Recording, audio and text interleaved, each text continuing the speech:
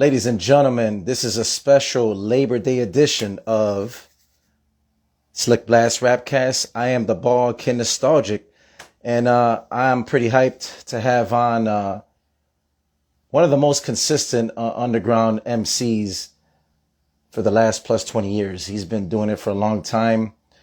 He's also one half of the group with dope producer RJD2. And man, they've been doing their thing. Actually, they got 3 albums and Soap. So he's a part of Soap. Man, Soap Position. So many different breakdowns and variations of just him being versatile as an artist. He was a part of Scribble Jam. We're gonna definitely get into it with him. Blueprint. All right, special guest Blueprint, and I'm happy to be rocking with him. So this should be a good one. All right, so we'll be waiting on him. All right, and there he is. There goes the man with the plan. Precisely on schedule. It's a beautiful thing. So yeah, Labor Day edition of SlickBlast RapCast. Once again, I am the ball kid nostalgic, and we're gonna be rocking with Printmatic, and that is the man known as Blueprint, underground veteran MC who's been doing it for such a long time. So what I'll do is I'll send the gentleman a request, and we'll get this thing going. All right.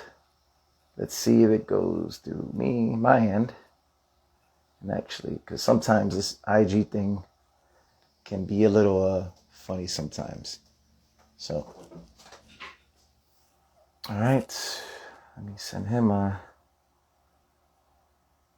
because at times when I send the request and I search what I'll do is I'll search the profile. Sometimes it'll give me only a limit of, there he goes right there.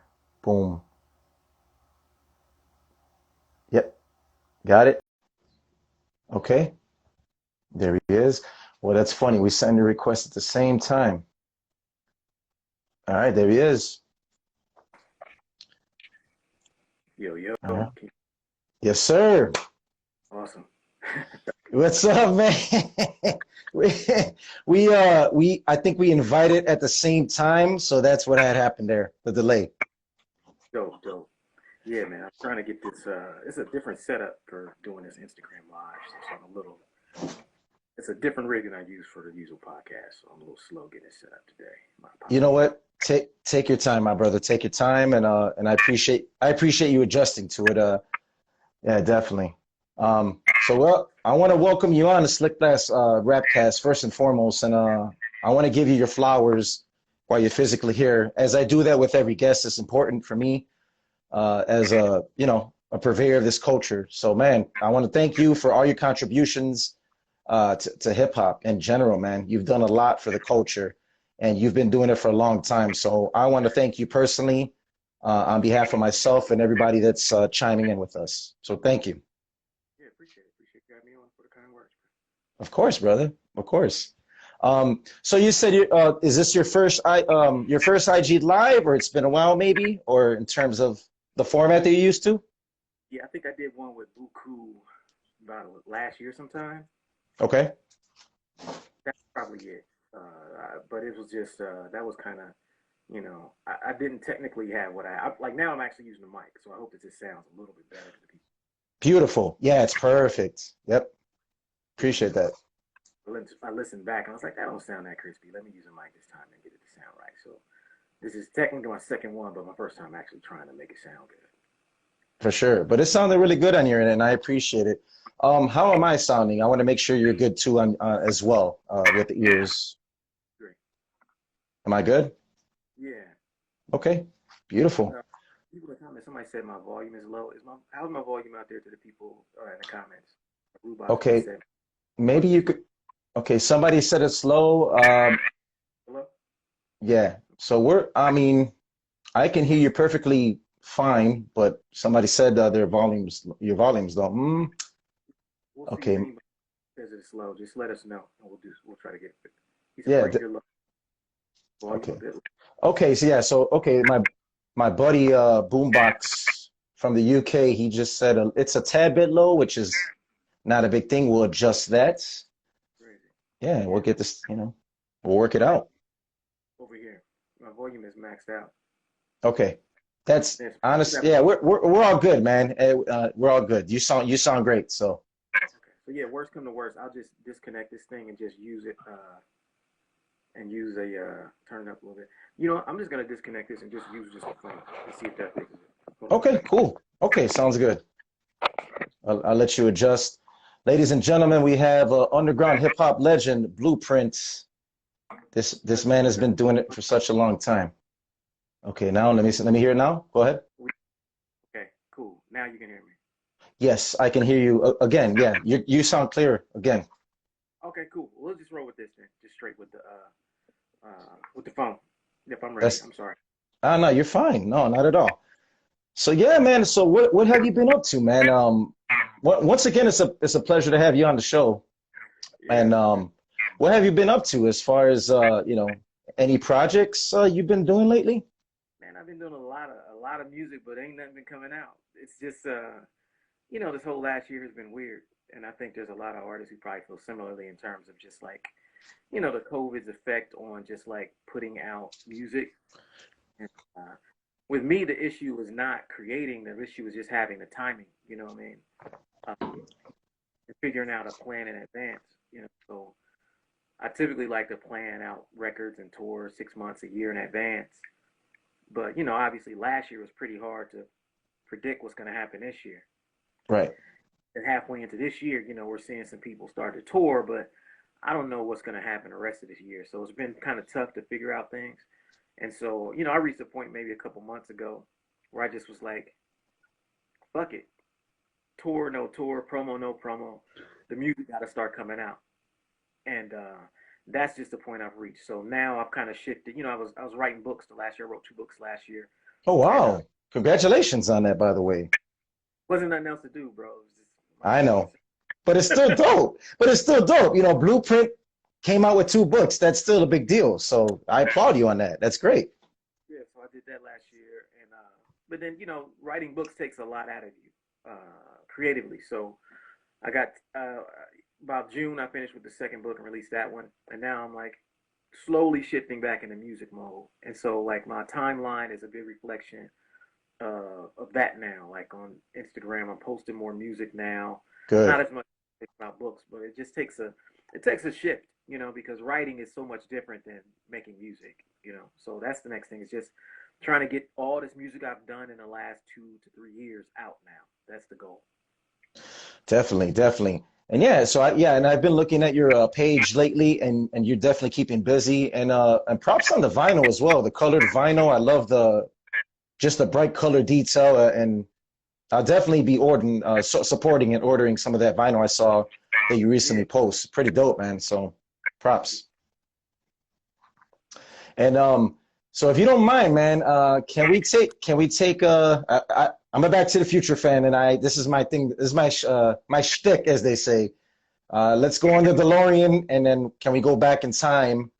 Um, with your Scribble Jam history and just how you hooked up with so many MCs of that underground caliber, because I feel like you were meshed with a pool of talented MCs, including yourself.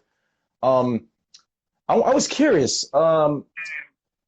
That track, the Orphanage, Uh-huh. that track with you, rest in peace, Idea, Slug. You had Aesop Rock on there.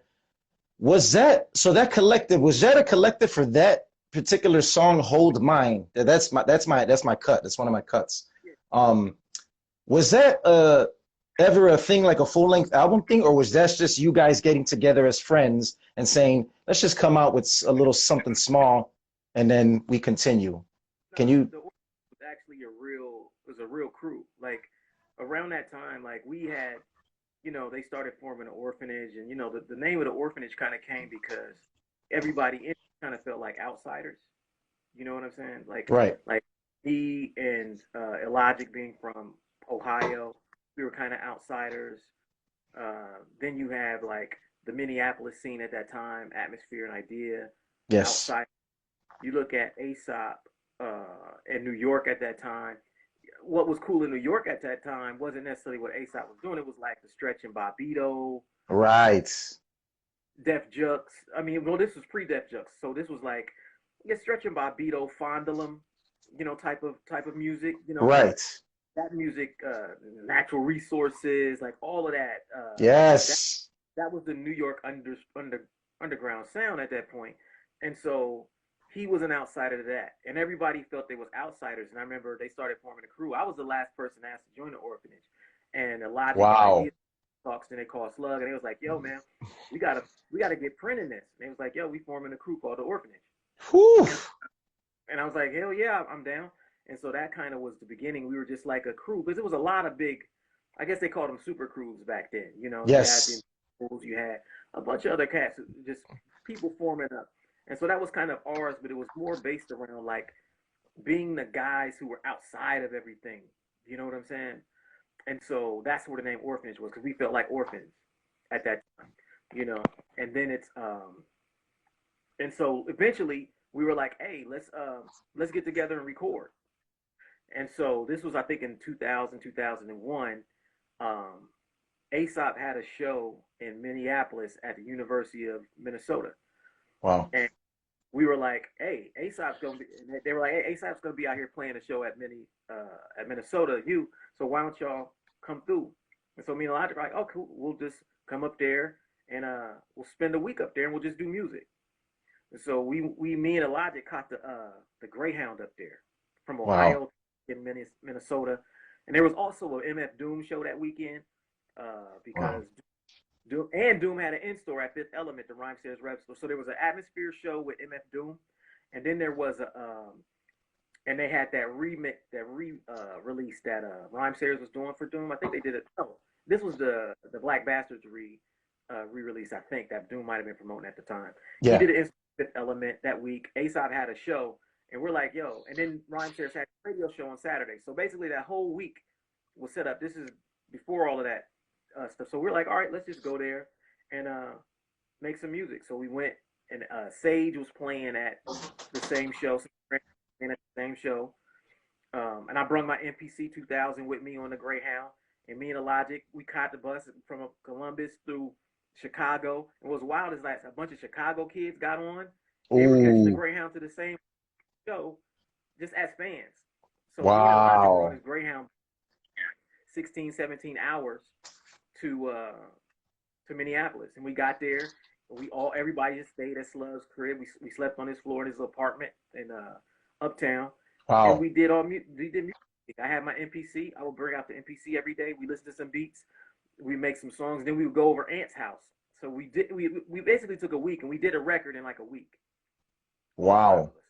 Ant half of it. I produced half of it. And oh, is that right? Never mixed. So you said I'm sorry. You said you produced half the album. You said.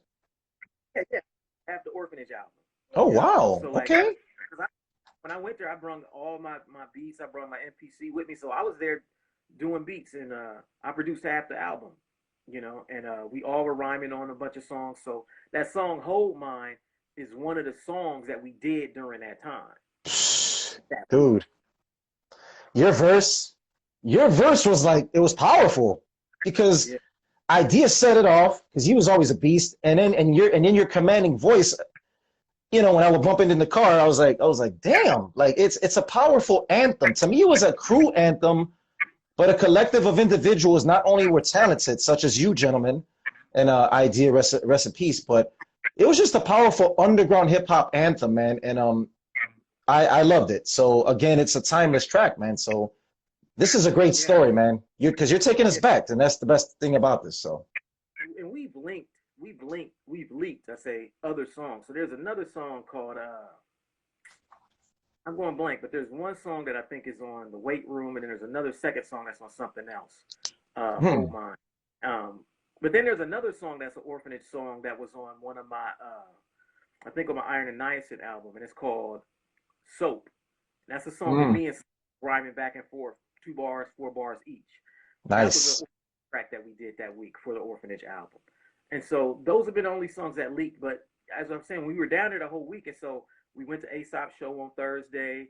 And then we went to radio station on Friday. we were writing all week, and then we went to the Atmosphere Doom in store, then went to the Doom show with Atmosphere that night at First Avenue. And the freestyle session that everybody heard, that everybody's bugging off of, that were Sage's on it. That's how they started thinking Sage was in the Orphanage. He was never in the Orphanage. He was just in town when we were recording that week. He Right. opened the Aesop Rock that day. They played together at University of Minnesota. And so he came through and we was all freestyling together. And Felipe was on there from Los Nativos. But yeah, that was like a classic hour-long freestyle session that kids know the words to this day. But that's where everything started rolling because you're like, who is this? What are they talking about? This Orphanage? And it's like, who's all in it? Is everybody in it? But we were there recording the album that week, and the album never came out. But Right. that's like we were doing anything. We was catching a greyhound in Minnesota, which is like wow far, man. That shit is like fucking. I mean, it's a 12-hour drive. Normally, That's a hike. It's a hike. on a greyhound, it's at least 16, 18, maybe 20 hours. Oh yeah, easily. And it's funny, man, that we're talking again because we're going back to your essence, to the beginning of your MC career, and as I was thinking in my head about, because I like to revisit things, music, just videos and stuff like that, and soak myself in with the guests that I have on, just to go back and bring back good memories. But I remember watching Scribble Jam back in the day, and as you're mentioning, Strange Famous Sage Francis.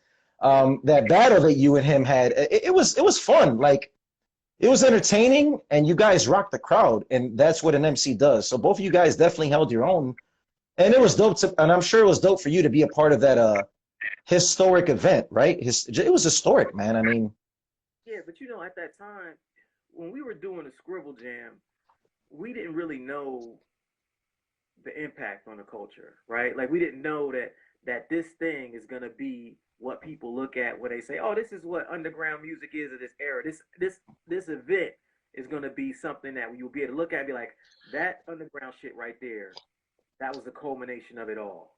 Scribble Jam. At that time, we were just trying to be on everything. Like I had a policy in the crew, like, I grew up in Columbus, and everybody else in my crew was living in Columbus. I was the only one who lived in Cincinnati at that time.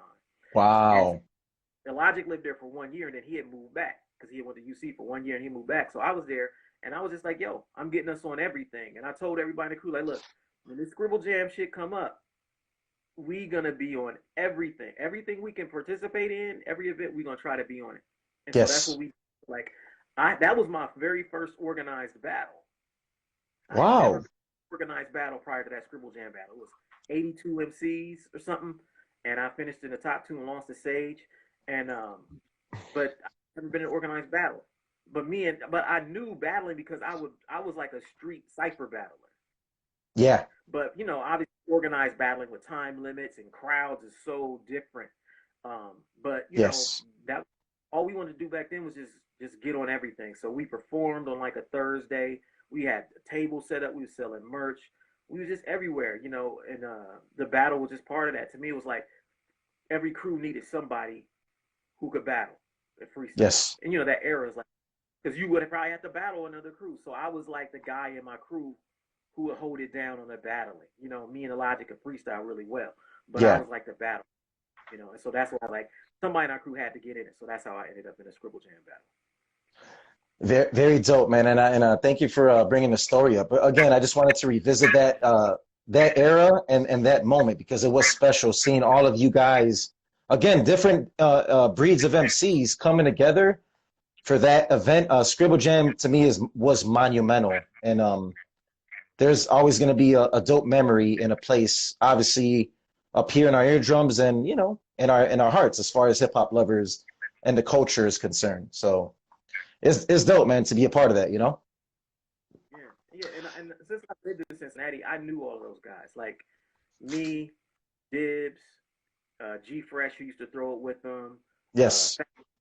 all those dudes, Devious, like all those guys, those Scribble Jam guys, those are like my guys from the scene. And because I moved to Cincinnati in '97, I think, and the first year or two I was there, I didn't do nothing but just go to events. I didn't freestyle, I didn't perform. We had just started getting our recording stuff up, but I just went to events and supported. you know. So I knew everybody who was doing the dopest radio shows and events. And so by the time we came with a tape, I was like, yo, it was easier for us to just immediately hop in the scene because our music was strong. And Right. I had a good social presence in Cincinnati, you know. Right. One of the albums I was listening to, well, real quick before we go back, the homie Moka Only and I, we did a track 2 years ago. He's a good brother, and the track that you were on with him called 2 Cents, Yeah.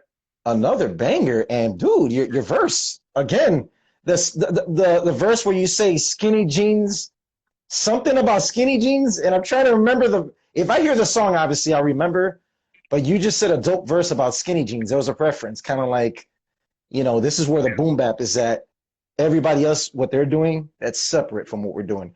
So it was kind of dope. There was a verse you said about skinny jeans. I was just laughing. It was you and Mocha together. That was a smooth collabo for sure. That was a smooth collabo. I've randomly ended up on records with Moka Only maybe 3 times in the last couple years. Where Wow. like, we want you to do this feature. It's me, you, and Moka Only. Right. And I'm all right, 6 months later, hey, Brent, I got this song. Me, Right. you, Moka Only. Again. There's been like 3 tracks that they happen just like that, where I don't know what's going on. They're just like, yo, they send me the beat. I'm like, this beat is great. Who did the beat? Moka Only. That's so funny. Oh, that's classic. I love it. I love it. Yeah, he's a good brother, man. I reached out to him again. I'm an MC as well, and I started late. And I Benjamin Buttoned it. The movie where everything's backwards. That's my story. I'm in my early 40s, and I've always been a lover of the culture and the boom bap era. So I was like, I reached out to Moke, down to earth guy, genuine. He was like, yeah, dude, I'm down. I like what you're doing. Let's roll. So it's funny that you say that. I feel like it's fate, but it's almost like it's funny because it's like, yeah, that's a dope beat. Oh, it's him again. Okay. That's super cool. Yeah, so I love it. That 2 Cents track is a banger. I love it. It's definitely in rotation for me. So let's talk about your 1988 album, because that's another great album of yours. Do you feel like with that album, were you, because I know you've always done projects with other people, but do you consider yourself more of a solo MC or more like with like RJD2, like the group thing, or there's no limits to it with you? Do you feel like with that album? I never considered myself a solo MC until that record. Until the 19, Mm, I really had no desire to even be a solo MC until the Success of Soul position. My initial passion was production and right. being in a crew. I would have been content with just being in Greenhouse forever, just being an in-house producer and rhyming with my guys. I Yeah. didn't have no designs on being a solo artist. So I didn't really even think about that until I met RJ. RJ was the first guy who inspired me to write solo songs. He was like, "Hey, you're really dope." We had Yeah. met. We were cool, and we had met. Me and RJ met as producers, though. Oh, wow. We met as producers, and we sat around playing music for each other. So when I met RJ, it was because we had a mutual friend named True Skills in Columbus, DJ True Skills, and he was the original Greenhouse Effect DJ. And Really? DJ Skills, he had like a record shop here in Columbus where he would sell tapes and shit like that. So True Skills was like, he would hear the shit I was working on, weird instrumental shit, and he'd be like, "Print, man, you want some weird instrumental shit? You that shit?" Um, and I'm like, "Nah, I don't know RJ." He's like, "Well, he used to live here and he's part of Megahertz, but he lived in the Bay. RJ's moving back here." He's like, "When he get back here, I'm gonna take you over his house because y'all both Wow. instrumental shit." So True Skills, one time I'm back in Columbus visiting my family, he took me over to RJ's, and RJ played to me what would become Dead Ringer, and I played for him what would become my first instrumental music, chamber music. Those records were Ooh. both in the year 2000. RJ, there was no Def Jux, there was none of that. Right. RJ was just doing instrumental shit. He had just got back to Columbus, and so he and I were cool on that tip. And I told him when we met, I was like, yeah, I rhyme too, but I wasn't even tripping. A few months later, RJ comes to this thing called the Columbus Expo and sees Greenhouse playing, and then he sees me rhyming with everybody else. And as soon as it ended, he was like, dude, he's like, you got something, man. Like, have you ever thought about doing some solo songs? I was like, nah. And he's like, wow.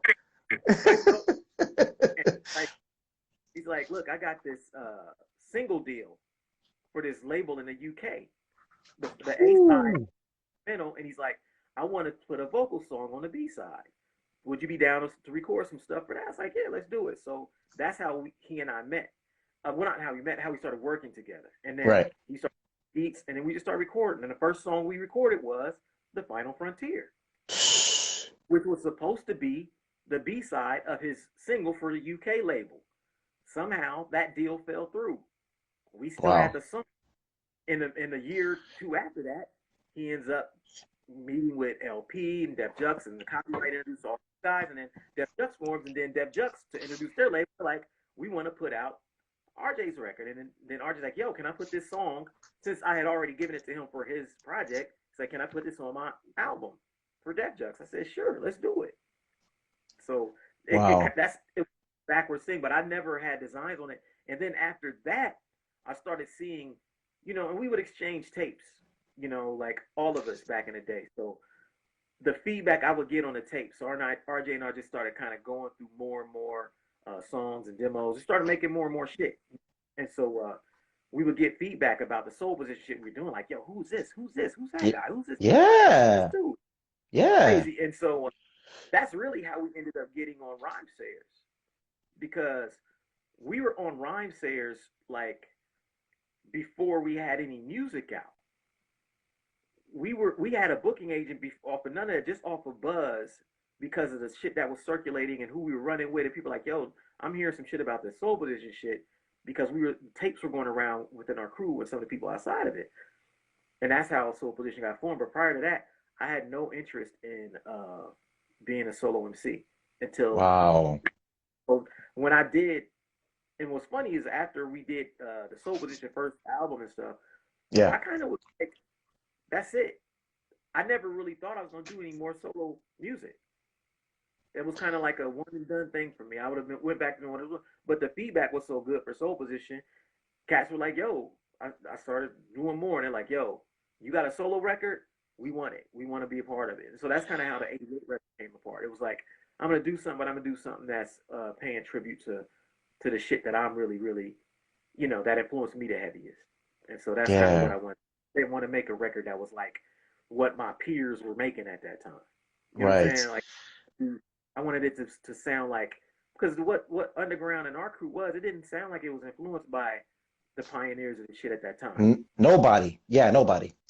And that's why I was like, I'm going to do the 88 shit so that everybody who fucks with this shit knows we got that shit in our bag.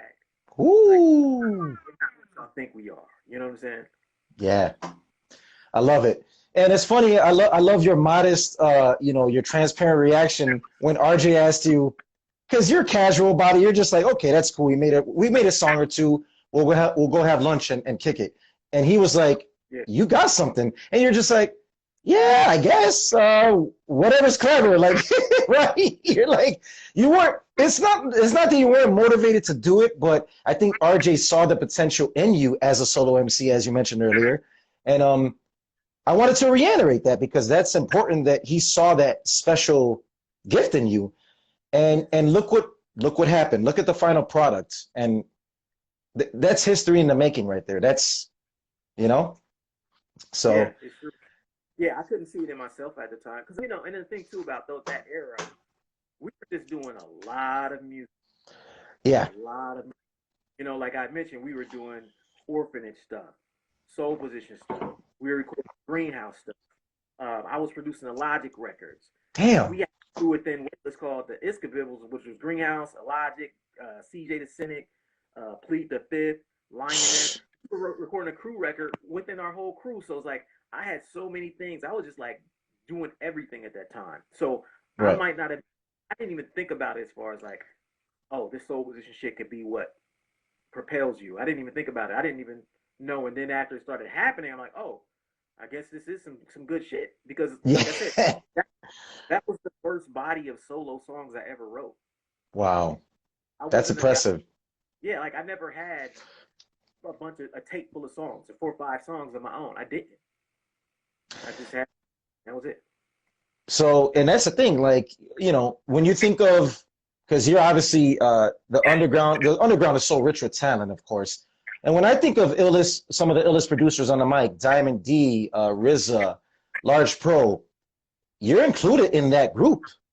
And for the mainstream world that doesn't know that, well, us true heads know. So you're included in that batch of versatile artists that so you're a producer that can MC, but you're versatile.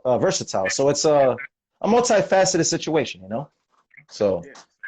definitely in that bag. You're in that bunch. So I have to include you in that. Genuinely speaking, from my listening experience from you and your projects, that's just me knowing and growing up to it. You know what I mean? So Yeah, thank you. yeah, you got it, my brother. And so I know some of my guests that I've had on, I've been blessed to have some good people on, man, at this short 3-month span. Everybody has a doom story, God rest his soul. Do you have any MF Doom stories? Because it seems like everybody has one. I don't know. Okay. My phone battery's low. Oh yeah. Do your thing. Doom story. Of course, yeah. Take your time. Take your time. Yeah. Doom story is from. Do you remember the Paid Dues Festival? Yes, I do. Yes. Okay, so my Doom story is that was, I think, 2006. The Paid Dues Festival was, or 2007. And so the festival was basically, you had all these underground dudes going on the road playing a tour. So you had a Death Jux bus, you had a Rhymesayers bus, and there was one other, a Living Legends bus. And we had wow. And there was like 20 cities, or 10 or 15 cities, summer tours. It was one of the dopest, funnest experiences. And so, but on one of those shows, the New York show, MF Doom was on that show. Wow. And so somehow on the New York show, I end up on the mic hosting it, introducing the acts, or something like that. I don't know how. I was thinking a lot. So I probably just got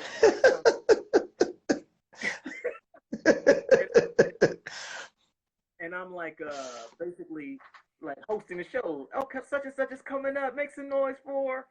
It starts pouring down, raining and shit, and everybody's like, people want to leave, but Doom ain't played yet. Y'all know how Doom will take forever to come out. He'll be right. He has that reputation, right?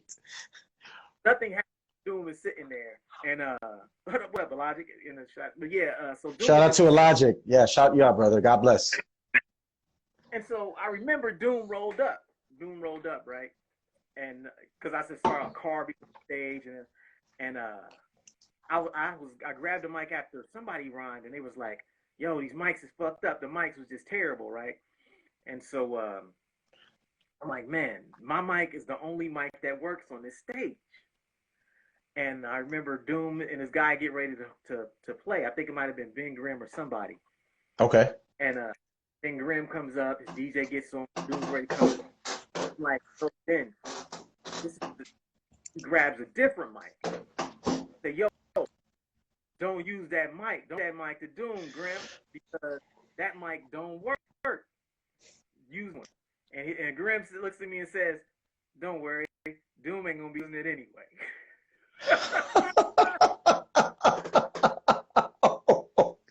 Wow. Doom proceeds to go out there, and this was the first time he just performed but didn't rhyme. He like lip synced his own shit. And everybody, what the fuck happened? Like, people were like, nah, he wouldn't just rhyme over his.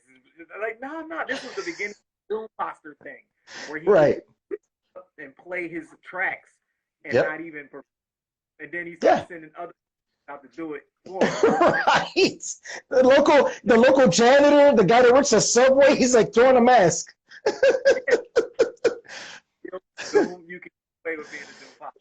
weighed about 225. You know, he was just like, yeah, like, dude, he's not gonna use that mic anyway. He's good. And I didn't at the time like, what you mean? What? Because at first I'm like, why would a motherfucker rapping not care if the mic don't work? Exactly. Yep. Like, don't worry. Oh man, God rest his soul. He Milli Vanilli'd himself, man. He lip sync over his own vocals. Only Doom, only Doom is capable of that. That's funny. That's a great story. You all good? Yeah, excuse me. My power cable is mad low. Give me a second. Okay. Well, you're doing well adjusting with the whole, charging and everything. So I appreciate that. Yeah, go ahead. No, yeah, I love that you mentioned. Well, that's crazy that you mentioned the Paid Dues tour, which I was never fortunate to be there present, but I obviously word of mouth and just hearing from friends and stuff like that. Superstition, shout out to you, brother. The fact that you said there was a Living Legends tour bus and then there was Rhymesayers, you guys, like you don't see that anymore. That's something that's monumental.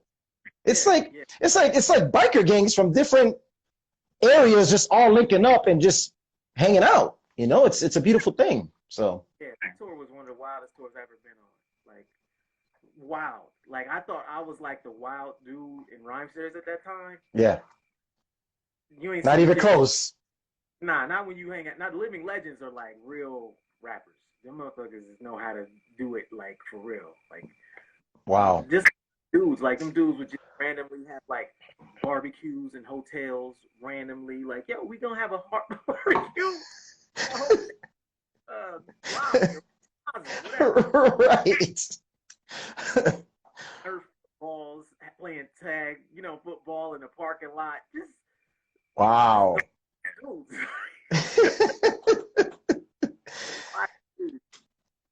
Super dope stories, man. Wow. And that's the beautiful thing about it, man. That's why stories like this are important, for all us true heads that love this culture so much. You giving us these stories, they mean a lot. And I can speak for all of us, genuinely. It's important, man, because you'll never get that back. Time is an expensive thing, right? Time is very expensive. I think that's the most expensive thing in this life that we have. So dope stories. I'm still laughing about the Doom. It's hilarious. So have you kept in contact with RJ, man? Because I know that he came out with something recently, but have you kept in touch with him like consistently? He lives in Columbus now. Oh, he's there. Okay, so he's down the street from you then. Yeah. I talk to RJ. We text a couple times a week. Yep. That's dope. Okay, yeah. That's important. Any thoughts of like doing something again? Yeah. Okay. That will definitely be future. I don't know exactly when. It's and everything is cloudy with all of this stuff, but of course, organically, right? When the time is right and present. Yeah, but I mean, we know that something will be out soon from us.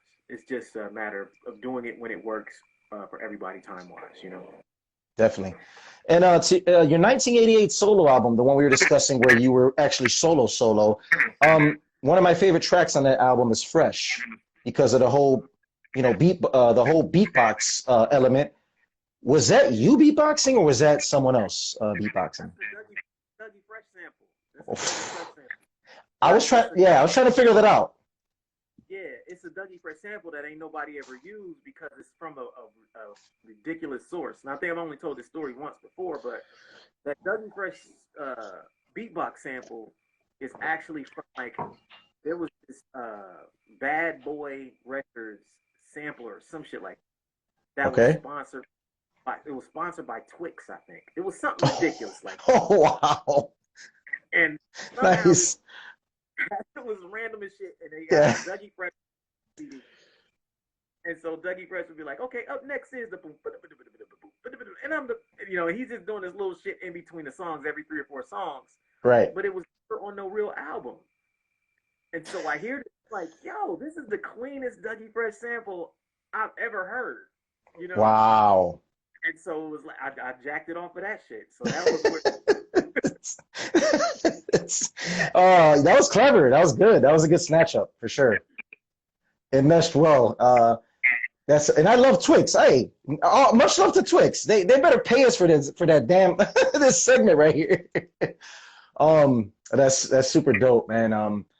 So another question I like to ask every guest that's on SlickBlast RapCast. Once again, we're rocking with the underground hip hop legend himself, Blueprint. Let's give him a warm welcome as he's been saying some phenomenal stories and getting some good laughs, in which this is what it's all about. I ask every guest on, so it would only be appropriate to ask you as well. Take your time with the answer. It may be an easy one for you. Maybe you might scratch your head like you just did now. So, dead or alive, Blueprint, you by yourself, dead or alive. It could be a producer, it could be an MC, it could be a breakdancer, it can be a freaking graffiti artist. Anybody in the elements, dead or alive, that you haven't worked with, that you would want to work with, if they called you this weekend and they said, "Look, Blue, let's work this weekend," who would be the three that would come to your mind? They could be MCs, producers, anybody in the hip hop elements and culture of it. Shit. Yeah, exactly. So I know. One would probably be like the Large Professor, Large Ooh. Pro, probably one. Nice. Love to work with him. Let me see. Yeah, take your time so you can get the quality answer that you feel. I would say maybe Q-Tip. Oh, You know, I can see that. I can see you guys working together. Actually, that'll be natural. I can see that. yeah, like I fuck with Tip. Then I would say who else? I would say Organized Confusion as a collective. You know what I mean? Ooh. Whole crew, them do something together. Wow, that's Blueprint and Organized Confusion as a trio. Production by Q-Tip. Couple of features.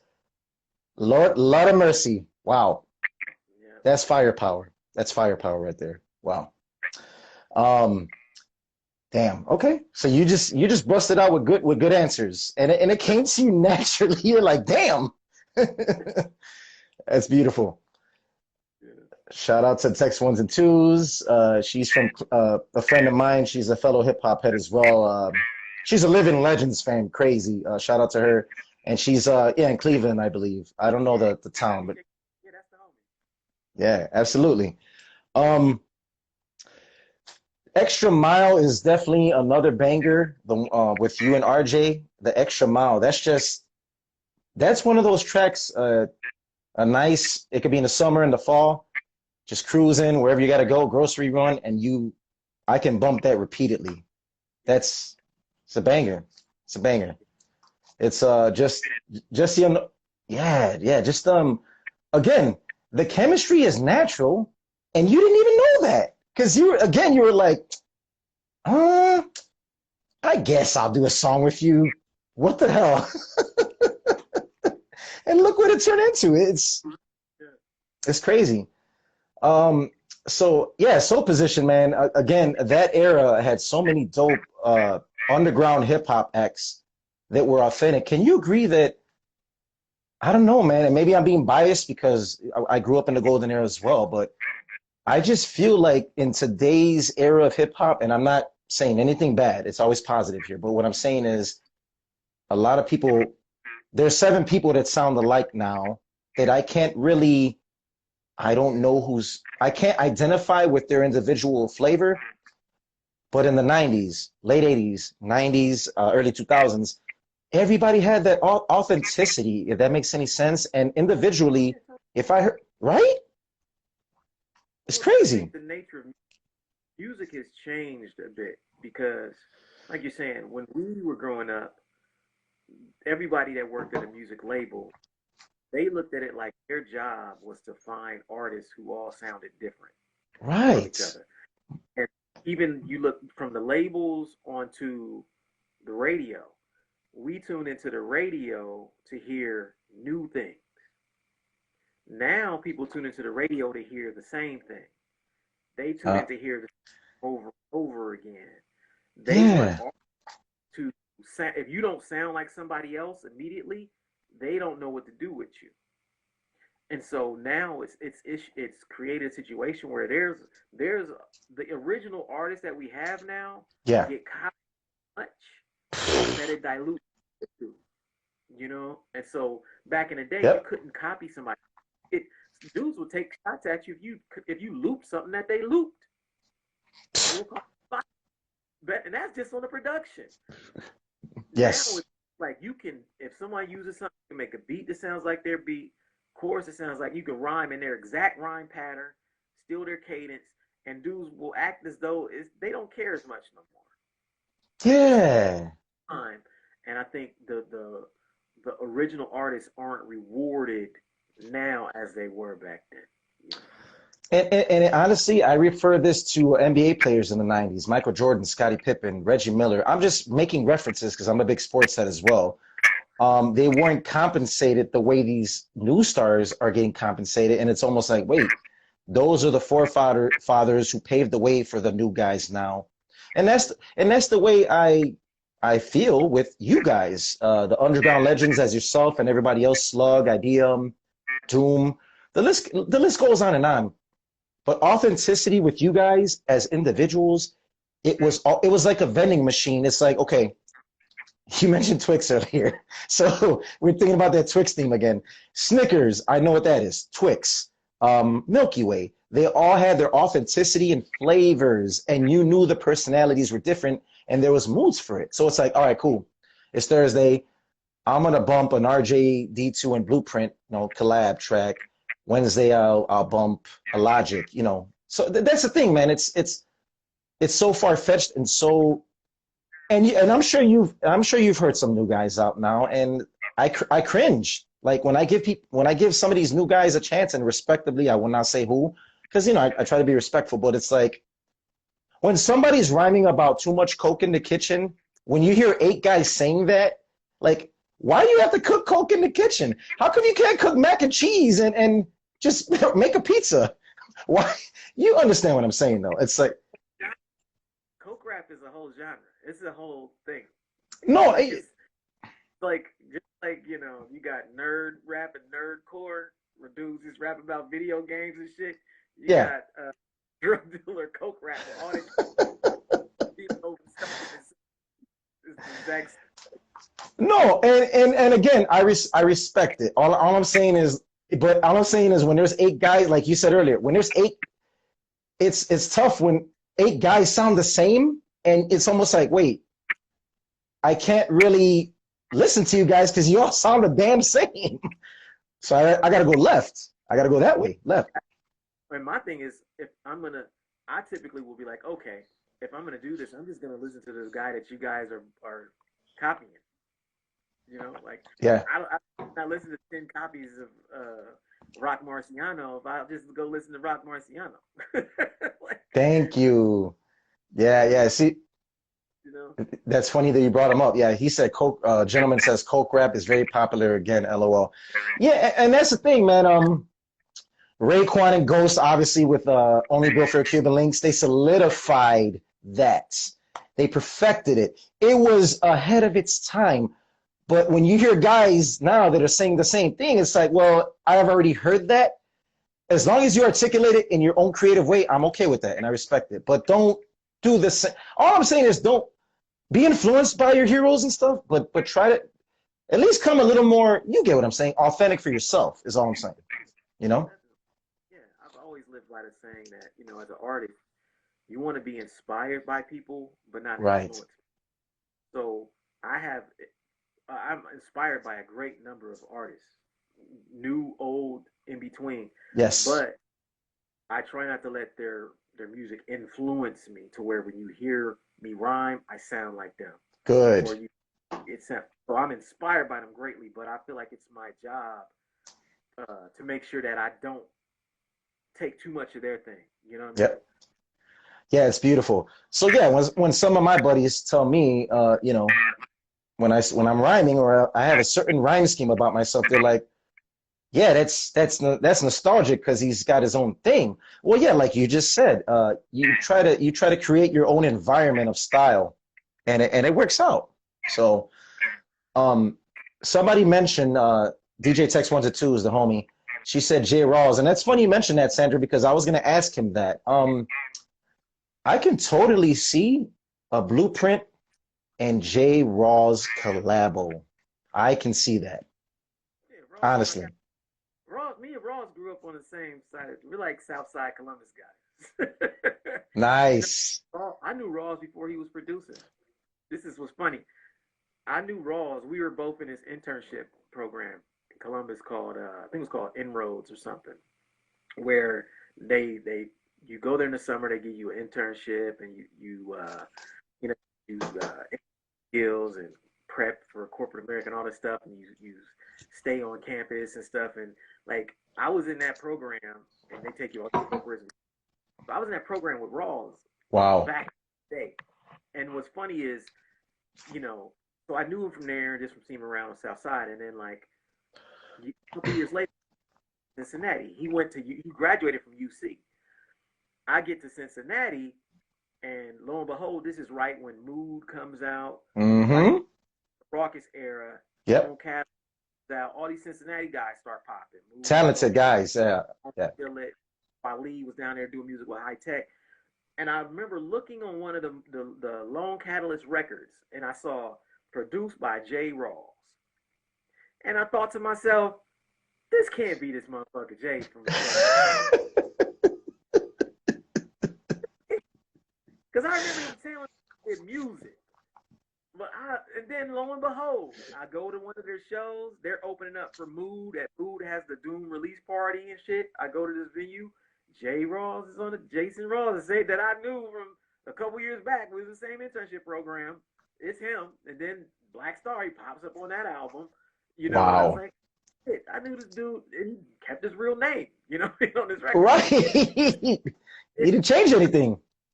Yeah, a lot of us guys here, like we know each other. Me and Rawls are mad cool. We've talked about doing some stuff at a time, and it ain't work. I was actually supposed to do something with him and Rhett Matic were working on something at one point, and I remember I was supposed to Ooh. think that thing got finished, but he and I will definitely. And I've booked Rawls in Columbus like dozens of times. I used to have a weekly event, and I booked Rawls to DJ at least 10 times in like 3 or 4 years. We would Gotcha. have funk soul nights where he would be like, we had resident DJs, but we'd have him guest DJ every few months, and those nights are always cracking. So like me and Rawls are always tight, and I see him all the time. So yeah, at some point we might do something. I just we'll see. Because Yeah. it's like I Well, know yeah. so far back. It's like you almost take it for granted. And don't, because you guys are both phenomenal talents, and for you to do stuff together, I think it'll be another RJD2 and you situation where it's like, damn, that on vinyl, on CD, and just another element, right? Something else that opened, and then it's like, okay, cool, we'll do it. So eventually, I'll manifest it. We can manifest it in the future, and eventually, things will happen, like you said. Um, so yeah, man. I wanna in the future when you I started this series. It's called Mix and Match. I just started this 8 episodes ago. It's basically it's a cool therapeutic hip hop thing where you can build. It's like going to a restaurant. You can build and create your own combo. You customize your own group. So basically, I'll give you an example. You come on with me and 2 other gentlemen. There's always 4 total. All 4 of us are breaking down our list of 15 people. So it could be anybody. So I'll give you an example. It'll be Nostalgic, Blueprint, and Sean P, produced by J. Roz. Somebody like Sean P with us two, the styles are different. And it's just, you're thinking outside the box and you're taking it so far to the limit where it's like, wow. So I would love to have you on in the future with the Mix and Match series. It's fun, man. It's awesome. Football for hip hop. What's that? Sounds like fantasy football for hip hop. Perfect. Yes, it is. I like that. I like that actually. I won't take that because that's yours. You keep that. I like it though. I like it. That's dope. That's dope. Fantasy fantasy rap squads, exactly. Yeah, it's been successful and it's been fun. I had on I recently had on an MC who I'm also have a recording with, A1. He's A1 in Phonics. He's been doing this thing for a while. He's a good dude and he's a dope MC. He's out of Brooklyn and now he's in Virginia. He was on Mix and Match with two of my buddies, and it was crazy. I think I said Rick James, Old Dirty Bastard, produced by the Neptunes. It was something crazy like that, and it's like you never know what you picturing who you grew up listening to and putting them together. That's the fun part about it, right? And there's never no rights or wrongs. So I would definitely love for you to participate in the future. You know, obviously when you got free time, you know what I mean? Yeah, just let me know. Definitely. Yeah, a shout out to Rubik's as well. Shout out to Rubik's. He's been on with us this whole time. So thank you for being on. We appreciate you. Actually, everybody. We appreciate everybody being on. And so for everybody that doesn't know, so the vinyl, I know you had some vinyl for sale. I want everybody, I'm going to spread it out and post it on my story after the show's done. You had some vinyl for sale, correct, on your page? Yeah, I'm doing a 20% off sale just for Labor Day weekend for my vinyl on weightless.net. And so we reissued 2 records last year. We reissued my Respect the Architect vinyl and my 2-edit Monster vinyl on yellow vinyl and on clear vinyl. And we still have King No Crown album, double vinyl. We still have Vigilante Genesis. And then I got a new 7-inch that's going to be out the 28th, but we're shipping on 24th. So okay, it was 20% off. And the sale ends at midnight. So anybody that's wants to get it, you can still get a 20% off until midnight tonight on weightless.net. Okay, and I had a question too, because this is an important question that I ask every MC that I'm a fan of. Because I know that, like John Robinson, I had on John Robinson, and I know that, like, for example, you can't always sign somebody's stuff because it's through the label. Do you do it direct from you, or do you? All of those. Those come from me. Those are not through. I am the label. You are the label. I love it. I am the label. Independent direct. This is the man. We go to you directly. Okay. There's a check box on the page, the order page, that has a option for an autograph. If you want it signed, select that checkbox, and then I'll get it signed before I get it out to you. Dope, man. Okay, well, I'm only asking because I'm gonna purchase some stuff from you before the night is over, and then once I post this, I'll spread the good word, man. Yeah, because again, it's important. Again, man, me growing up in this era and appreciating guys like you and RJD2 and all the legends that you also mentioned earlier, Slug and all these guys. You guys are all important to this underground culture and just hip hop in general as a whole for the people that are, for the newer generation. Like, you know, we all have nephews, nieces, cousins that are younger than us, and I think it's important to spread the message on to them as they can learn about this culture and the underground legends that did it before everybody that they know now. It's important to solidify this foundation, you know, so it's important. So yeah, DJ Tex 122 says, yeah, he owns and runs his own label. Yes, he made that clear. So thank you again for refreshing that. I can't see the comments, but oh yeah, oh, you can't see the comments? See them anymore. They stopped after a while, so. Oh, okay, cool. Yeah. Yeah, so she said you own and run your own label. That's what you were saying. Thank you, Tech. Tell your mama, Tech, I said what up. Yeah, you know what? Yeah, thank you for reminding me. Yes, great health and light to your mom, Sandra. Okay, and I hope she's doing well.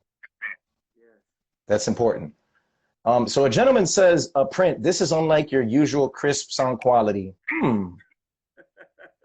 Hey, but you know what, man? We got to roll with the punches, and I have no complaints on my end. It's been great, and I apologize for the people that couldn't catch on to the audio, but you know, yeah. Consider a cassette quality. Lo-fi interview. This is a lo-fi interview. That's right, and I'm gonna pin that, damn it, on my post. This is lo-fi interview of the year right here. Oh man, my brother, it's been fun talking with you. I love your energy. You're an easygoing dude. I appreciate you rocking with me and being on. And anybody that's on SlickBlast RapCast from here on out, I consider them family, and I want to be consistent and connect with you guys. as we move forward. So and I want to thank you for being on with me. Is there anybody that you want to shout out that's special in your life, or anybody in general? It could be anybody that you want to shout out before we exit out of the lo-fi edition of SlickBlast RapCast. Not really. I just shout out everybody who's stuck around and watched and listened. You know, I know some of you guys might be used. Some people might be used to like, you know, the Super Duty Tough Work podcast, and that's like a real production. You know, where we have lights and mics and it's heavily produced. You know, so I appreciate y'all sticking with us. You know, I we talk about this on the podcast where we talk about doing quick and dirty content and sometimes doing full produced content. But I've always felt like for the last couple of years, one of my issues is that I tend to lean towards heavily produced things. Right. And that's, I don't do a lot of stuff like this and I miss out on these opportunities sometimes. So this is kind of my way of doing both to give people something they didn't expect on a fucking random Monday night. Yes. Got on Instagram, you got to kick it and hear some stories, hopefully, and you learn about a podcast you may or may not have known about. And hopefully I'll start doing stuff like this in the future. And you know, the quality ain't gonna be perfect. Right. You'll get it. And as long as you can hear me and see my face and see and hear him, then you know, hopefully you got something entertaining out of this. And I appreciate y'all for checking us out. Yeah, definitely. And well spoken by, again, a phenomenal human being and blueprint and a talented MC on top of that. So, yeah, my brother, I'm going to reach out to you for that mix and match series. And I love the fantasy football. That's great. That's great. I like it. I love it. Again, man, it was a pleasure rocking with you. You're a good spirited dude and I love the energy, and I'll definitely be copping, I'll definitely be ordering one of your vinyls before midnight, before Cinderella comes back with her shoe and gets. There you go. But man, hey, God bless you, man, and we're gonna keep in touch. And thank you for being on. It was a pleasure having you on, and a blessing. So thank you for that, man. Good night. You too. Much love, man. All right, peace. All right. All right, there you have it, ladies and gentlemen. Glad we got it done on a special Labor Day edition of SlickBlast RapCast. Everybody that's on, I wanna thank everybody on that's been rocking with us for this hour session of the Labor Day edition of SlickBlast RapCast. And yeah, you guys want to definitely give my page a follow. I'm also an MC, so Nostalgic34.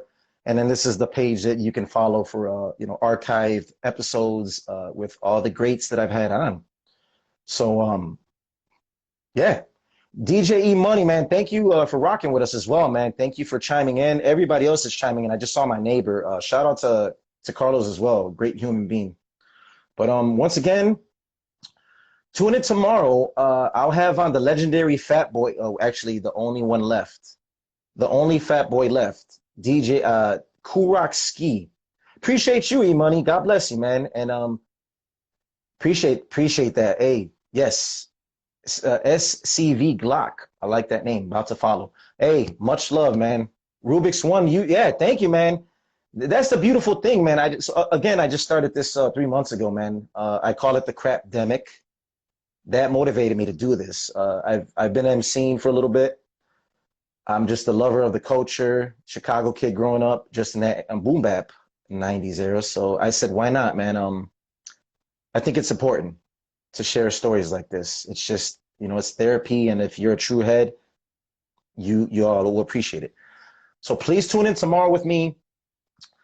Kurok Ski of the legendary Fat Boys. And he's the only one that's physically here with us. Prince Marky D, God rest his soul, rest in peace. Obviously, Buff, the beatbox, the human beatbox, passed way back in the day. So yeah, he's definitely a superhero. He was a superhero to me of the three Fat Boys, all three of them, growing up in '87, bumping them, hearing them as a kid with my cousins. And yeah, Kurok Ski, yeah, man, please. Fluid Hip Hop, yeah, give the page a follow, SlickBlast RapCast. And we also have t-shirts, dope merch. We have nice colored t-shirts with the SlickBlast RapCast logo in the front and the back. I'll be posting on my Nostalgic34 page. And so Kurok Ski, y'all won't want to miss it tomorrow. 8 p.m. He will be on 8 p.m. Central, 9 p.m. his time. Kurok Ski, 1/3 of the legendary Fat Boys tomorrow night at 8 p.m., okay? Mix and match, Volume 8, we'll be doing, I believe, we'll be doing that Thursday. Okay. I think hopefully the homie Kid Abstract, A1 from A1 and Phonics, which I will be making a track with. That's going to be dope. Jazzy boom bap track. I'm looking forward to it. So mix and match, supposed to be A1 and Phonics, myself and Kid Abstract, repping Cali, the talented Kid Abstract of Revolutionary Rhythm. We'll be doing a mix and match on Thursday. Hopefully that'll still go. And yeah, man. So that's all I got. Hopefully everybody's having a safe, healthy, and phenomenal Labor Day weekend. Pete, if you see the Artifacts hat, Elder Sensei, the homie, he's one of my mentors, a big brother. Him and I, our recent track, it's called Rusty. Elder Sensei and myself, it's called Rusty on Bandcamp. Please support. Digital download is less than a bag of Doritos at Target. Literally $1.99 for a digital download. It's my single with Elder Sensei of the Artifacts. Yeah, man, Rubik's One, Kid Abstract is the homie, man. He's a good dude, good human being. I had him on actually on an episode with me. So yeah, man, I'm actually doing something with Kid Abstract as well. Anyways, I'll spread out that good news and we'll spread it. And love you all, man. Love you guys. Check out Rusty. Check out Rusty right now on Bandcamp. Me and Elder Sensei. Soulful feel good boom bap anthem. Love y'all. I am the Parking Nostalgic. I'll see y'all tomorrow with Cool Rock Ski. Peace.